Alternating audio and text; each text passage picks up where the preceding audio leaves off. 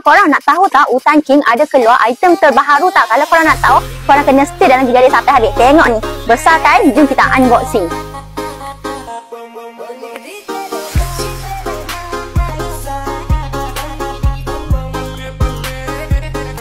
Yang ni kita punya Wagon Extendable yang boleh tampung berat sehingga 150 kg dan dia punya lipat payung, lipat yang paling kecil, compact, jimat ruang. Jadi kita tengok apa yang special tu. Jom.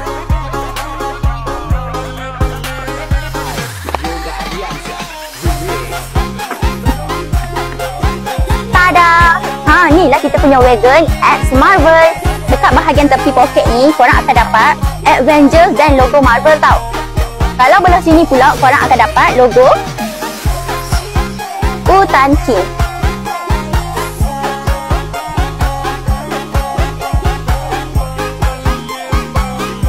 Dia punya panjang dari sini ke sini ialah 90 cm tau. Dan dia punya ketinggian dari sini ke bawah ialah 56 cm.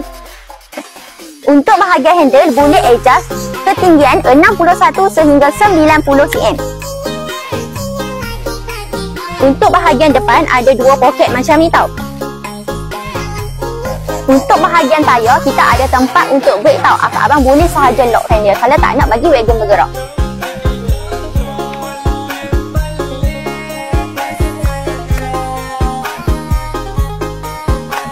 Untuk dia punya material tayar dia ialah wheel rubber tau. So boleh sahaja guna dekat permukaan off-road. Untuk saiz tayar kita punya wagon ni ialah 6.5 inci.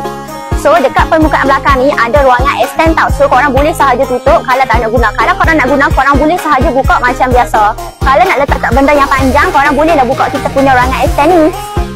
Untuk material besi dia ialah steel frame tau. Dan dia punya kain kita pakai material Oxford fabric. So kalau akak abang berminat, bolehlah dapatkan kita punya Wagon X Marvel ni dekat backpage dekat bawah sekarang. Cepat tau, kita punya stok hanya limited sahaja.